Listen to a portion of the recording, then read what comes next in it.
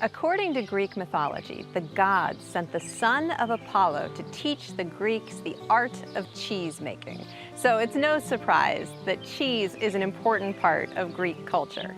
And feta is a prime example of that. It's a brine cheese, and traditionally it's made from sheep's milk. These days it's often a combination of sheep's milk and goat's milk. It's always crumbly and delicious. I'm Charity Nebbe. On this episode of Iowa Ingredient, we'll see what goes into creating award-winning, handcrafted feta cheese at a sheep and goat dairy in western Iowa. Then one of our all-time favorite kitchen guests, Master Chef David Baruthio, will embrace the flavors of feta as he creates incredible recipes with us. All that and more coming up next on Iowa Ingredient. Funding for Iowa Ingredient is provided by the W.T. and Edna M. Dahl Trust, Chef Lisa Laval of Trellis Cafe and the River Center, and Chef Michael Laval of the Des Moines Embassy Club. For more than 100 years, the Des Moines Embassy Club has provided a place to dine, celebrate, and do business, located in downtown Des Moines and in West Des Moines. And the Friends of Iowa Public Television Foundation. So we're gonna go put these in the oven at 350 degrees. Perfect dish. I'm gonna get some of those beans with my sweet potato.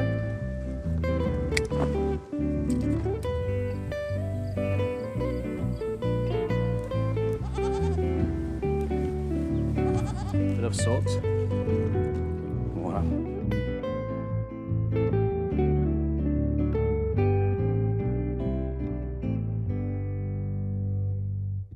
Feta cheese is traditionally salty and tangy. The word feta derives from an ancient Greek word for sliced, but it crumbles nicely onto salads and pasta. It is a defining Greek culinary treasure. Due to restrictions on unpasteurized milk and high demand within the country itself, it's next to impossible to get your hands on true traditional Greek feta in this country. But that's okay, because local cheesemakers are making delicious, dynamic feta cheese right here in our state.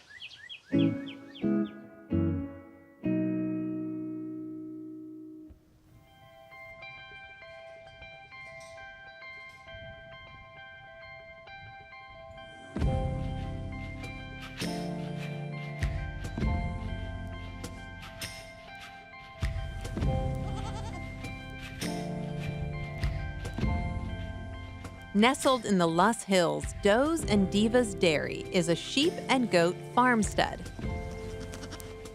Does are the female goats and divas are the sheep. Although my husband said, no, you are the diva. I said, no, I'm not. Jana Feldman owns and operates the farm with her husband. Throughout the year, you'll find her producing soaps, lotions, ice cream, wool, and of course, artisan goat and sheep's milk cheese. And the type of cheese you make depends on the size of the curd that you cut. Feta is a pretty simple cheese where you add the cultures and the rennets and you wait a certain time, then you cut the curd and you stir it for a little bit. You can see it's already starting to form some of the whey, pockets of whey. Now we let it sit about 15 minutes. The basic recipe of feta cheese has barely changed in 8,000 years. Technically, all feta comes from very specific regions of Greece. But in the United States, we use the term feta to mean a bright, firm cheese that can be made from cow, goat, or sheep's milk. But don't be fooled. Feta is far from one note in terms of flavor or texture. It's as diverse and nuanced as any other artisan-style cheese. Creamy, a little firm. It's got a nice little tang to it.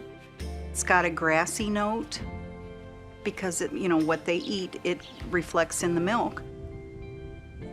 And the hills, these lush hills and what they browse in, it's great.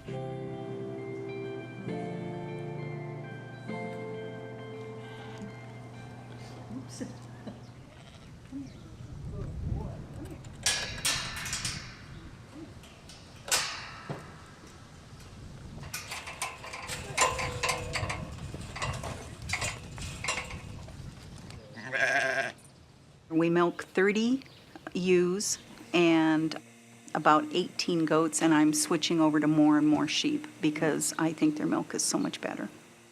A cow gives you about this much milk, a goat gives you about this much, and a sheep gives you approximately that much. So that's why there's hardly any sheep dairies. But when you produce the cheese, a gallon of cow milk gives you about a pound of cheese, a gallon of goat milk gives you a pound of cheese, but a gallon of sheep milk gives you 3 pounds of cheese. It's so rich, so creamy, it's fabulous. And I really love living out here, the hills, the quiet. When I get stressed, sometimes I'll go out into my pasture and I'll just sit down, and pretty soon every one of my critters, whether it's the sheep, the goat, the dogs, the cat, they all come out and they sit with me. And it's like, how good is that? In my commute, I walk across the driveway. Is that not great? I mean, you can't have it any better than that. While feta is famously a Greek cheese, it's good to know that such quality can be found in other places. These gentle animals, the rolling Loess Hills, the characteristics of the local grasses, all of these factors help shape the texture, aroma, and flavor of this unique ingredient.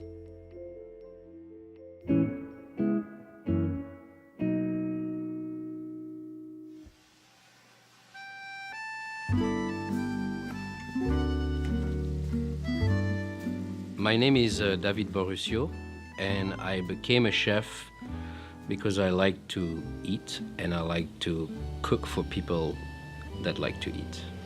She said no mushrooms, yeah? It's a personal connection between what you're creating and the person you're cooking for. It's got to come from your soul and your heart. You got to love what you do, and you're excited about it, and you want to share it. And the only gratification you get from it is people saying, "This is so good." We just need a glass of rosé now, and we'll be good to go. And a sunset to watch. And the sunset to watch it. Actually, I was trying to not become a chef, and family fact kind of catch up with me, and it just happened. But I got raised by my grandmother in the mountains, and she was making food every day for me, and I wanted to help out. So she put a stock pot on the floor because I was too little. I'm still little. And so I stepped on the stock pot so I'd be on the same height as the kitchen table to be helping preparing the food. And I think it comes to that, and my families have been in the hospitality industry for a few generations, but I saw, sometimes it can be very hectic, a restaurant world, and can take the best of yourself and sacrifice your family. And when I grow up and I see my parents, how they were working hard and were never at home, it's like, I don't think I want to do that. But here I am today. The first sign of love in food, you cook for the people you love, and you share that love with them. And that's what food does for me.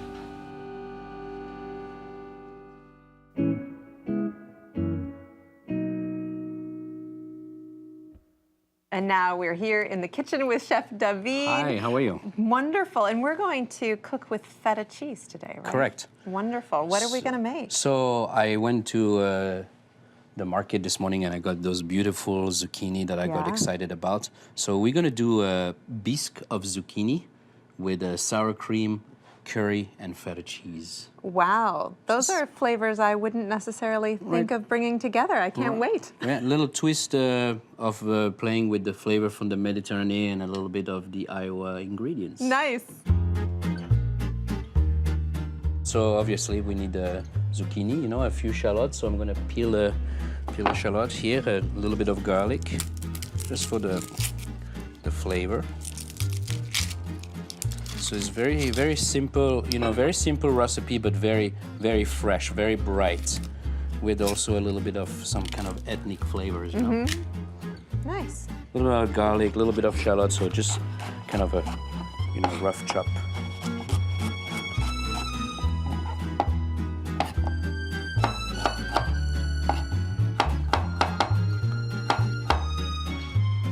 We're gonna saute all that with some grapeseed oil. Grapeseed oil. Yeah, All a little right. bit different, you know? Yeah. It's not olive oil, but I think it'll be a nice touch, you know, with the kind of a little bit of Middle Eastern, Mediterranean feel to it. Nice. We're gonna saute our ingredients. We don't want to give it a color because what I want with the soup when we blend it, I want that nice, you know, sharp green from the zucchini. Nice. So we're just gonna saute it for the flavor, and then we'll prepare our zucchini. So if you want to put those in the pan. Sure.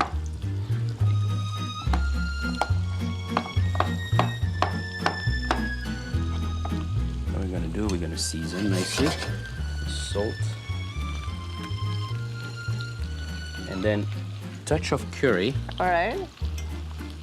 Nice. bit of pepper. Now we can stir it.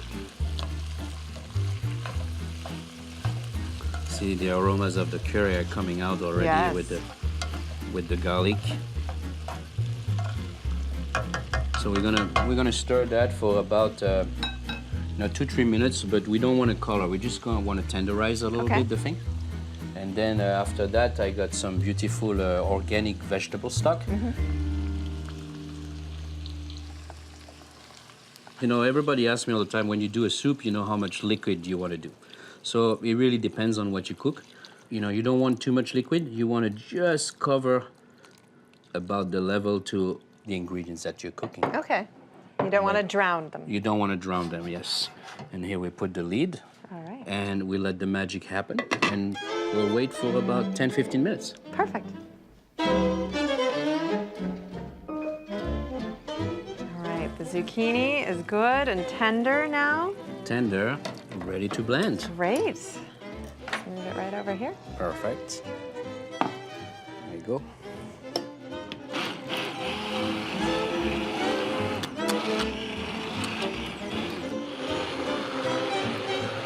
So I think all our pieces of zucchini are nicely blended. So we're Nice. gonna finish up with a little bit of cream. Great. It looks beautiful. That color Yeah, great is color, lovely. great smell. Yes.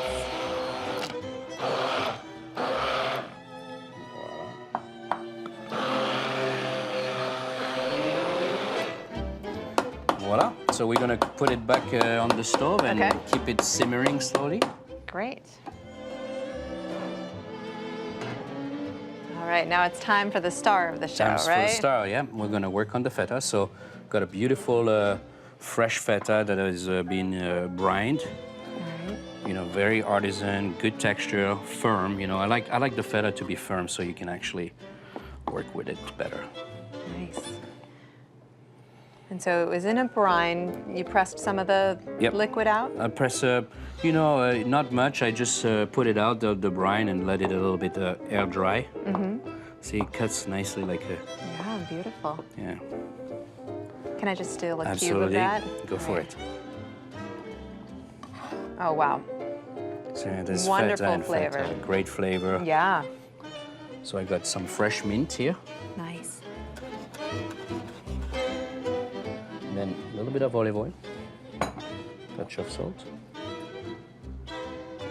touch of pepper. You don't want to put too much salt. You know, the feta is pretty salted already. And then we're gonna just nicely stir that to it, you know.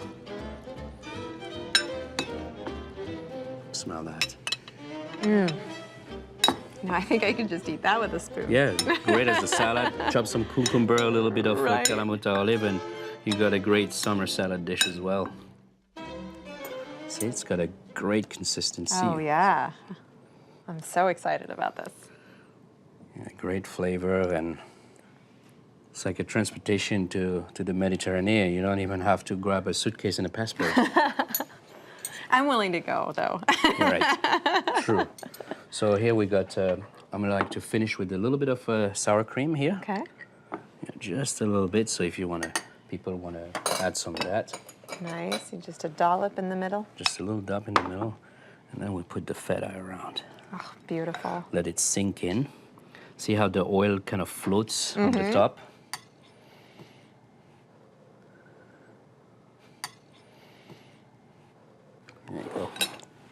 almonds right away. Oh, See in the toasted middle? almonds. Little Nice. toasted almonds, and voila.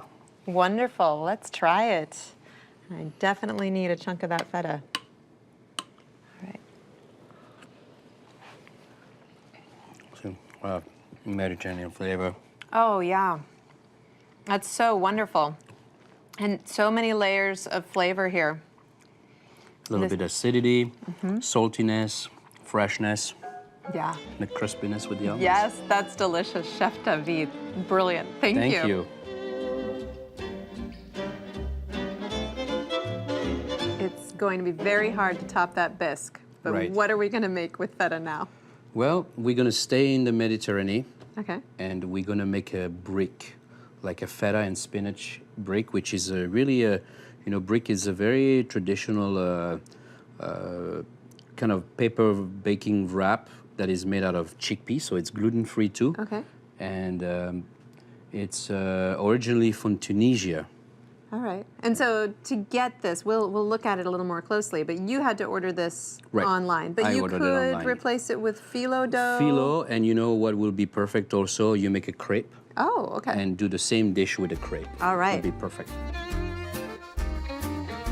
So number one, the key ingredients, of course, is the feta, and spinach is going to be our next ingredient. And it's a vegetarian dish. Okay. So I'm just going to melt a little bit of butter here. So touch of garlic, just a little bit. I'm going to chop it very thinly.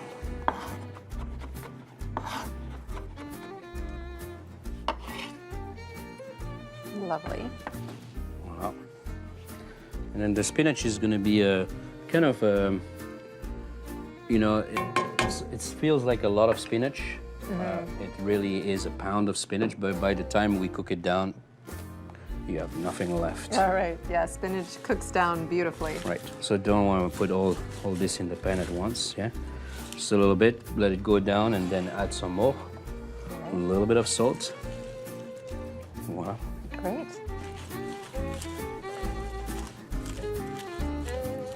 So our spinach is nice. It's ready now. It's nicely Wonderful. sautéed. It's Oh, and I can smell the beautiful garlic fresh and the butter. and That's the butter. fantastic. So we're great on that. So what we're gonna do for this dish, we're gonna press the spinach a little bit to here because we don't want too much water because otherwise it's gonna make the brick leaf soggy and it's gonna have a hard time baking. Okay, yeah. And spinach is very wet. Voila. All right. So what we do now, we're gonna spread it on a plate. Put it a little bit in the refrigerator just to All right. get it cold so we can work it better. All right, our spinach has cooled down. What's our Perfect. next step? Well, we're gonna make what I call the stuffing. So put the spinach in a bowl. Thank you. We'll get our feta. So I got some beautiful, again, artisan feta. This time, what it is, it's got a little bit of herb in there. Nice. We're gonna just break it apart. Give it a little more depth of flavor. More depth, right.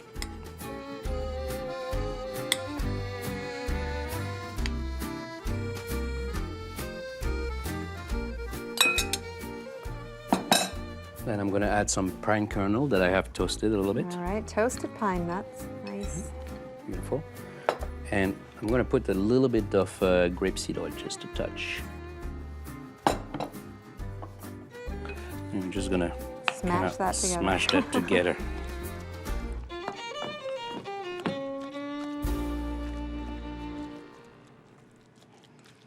I put a little bit of olive oil here, a little bit of olive oil here. Just gonna brush it everywhere. So we can make them big, small. You can cut it. It's very easy to handle brick dough. So I'm gonna do pretty much like we do some kind of a wonton or something, or like a spring Okay, roll. So a we do like burrito. this, a little burrito. Do like this. There you go. Oh, and it's wonderful. You can And see you through. can see through. Nice. We roll it, All right, and then we bake it, right? You want me and to then take we that? bake it. That's it. Great. There we go. Bake it for how long? I will say about 7-8 minutes until it's golden brown at 375. Perfect. Thank you.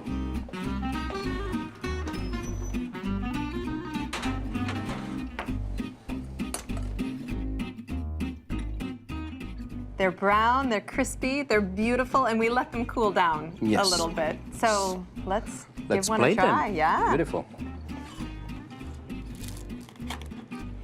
It's gonna be a little bit hot, All right. just like that. Bite into it. Very Okay. hot.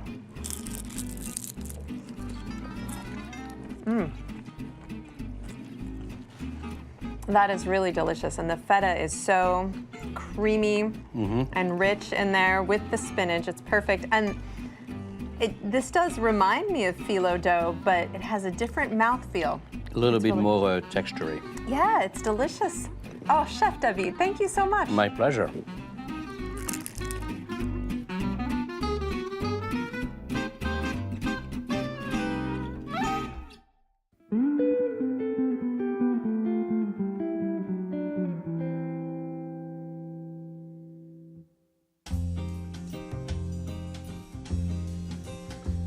Visiting the cheese counter in a grocery store can be a little intimidating. Sure, you might see familiar items like cheddar or Parmesan, but it's just as likely you'll find things like Scamorza, Neufchâtel, or Beaufort. So many strange and hard to pronounce names. Unless you're multilingual, it's difficult to take that leap into the unknown. But with the growing popularity of specialty cheeses, many local cheese shops and grocery counters are happy to impart their knowledge on everything from pairings to the different types of milk used to regional specialties. Iowa has followed suit. Tucked away in the central part of the state, you'll find the Cheese Shop of Des Moines. In one of our first seasons, we highlighted this neighborhood cheese store, which is owned and operated by C.J. Beanert. He is a self-described cheese nerd. Like many other cheesemongers out there, he is more than happy to share his knowledge and expertise. Once a month, he opens his doors to patrons who want to take part in a cheese class. So, if you're at all interested in the seemingly endless types of cheese that exist, we thought it would be fun to enroll you in Cheese School 101. 101 was something we've done since the very beginning. It's something I'm really passionate about, and everyone has an idea, and has a different kind of spin on cheese education. So we've kind of taken all those bits and pieces and came up with my very own kind of interpretation, which is the 7 styles of cheese. According to CJ, cheese can fall into one of 7 styles. They include fresh, bloomy rind, a wash rind, semi-soft, firm, hard, and blue. So we talk about fresh cheese, cheeses that are made just within 24 hours, your ricotta, your chèvre, just nice spreadable cheeses. We start with that and we can really talk about dairy, okay, because you taste the dairy. Then we move into surface ripened cheeses. So bloomy are mold ripened cheese like brie or camembert have that thin white crust on the outside. And then wash rinded cheeses, things that are stinky like Limburger. Wash-rinded cheeses are growing in popularity, and it's really exciting for me. People are embracing the funk, as we like to say. Then semi-soft cheeses, so everything that you basically would see in a traditional like deli, all those sliceable, meltable, higher moisture cheeses. And that's a really fun category for me because that's a cheese I like to eat, because I like to eat cheese, so you can eat a lot of them. Then we go into firm cheeses, things that become a little bit more brittle, so a little more aged, typically 10 months in age, up to a year in age, your Gruyère's, that thing. And then hard cheeses, your Parmesanos, your very dry, brittle, crystalline cheeses. And then blue cheese. We end the night with a nice little piece of blue. So you come in, you just see this cheese and you think, man, that's a lot of cheese, and now what, They're all different shapes. I mean, there's 70 different cheeses. It can be a little intimidating. That's the next thing. I want to take some of that intimidation away from such a simple food. A lot of what I try to do in the class is demystify cheese. You're learning a lot of these terms and they're great takeaways. So you can go into another cheese shop in a city and talk to a cheesemonger and, talk the lingo. It's just a great way to kind of dip your toe in the water and to learn about this, this really fantastic and just never-ending, world of cheese. By the end of these classes, you probably won't go from cheese enthusiast to culinary scholar, but eating is learning, and the best way to learn about cheese is simply by sampling what is available.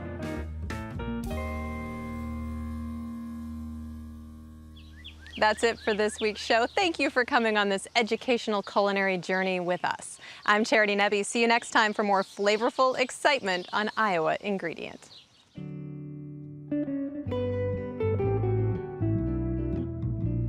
Keep in mind that circumstances are always changing, so please take a moment to check ahead if you're planning to visit a restaurant, farm, or event featured on the show.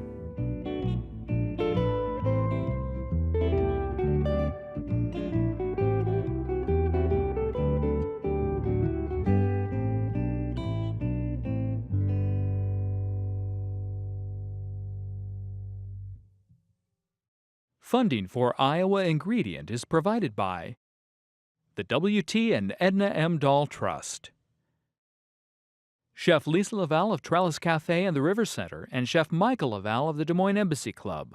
For more than 100 years, the Des Moines Embassy Club has provided a place to dine, celebrate, and do business, located in downtown Des Moines and in West Des Moines. And the Friends of Iowa Public Television Foundation.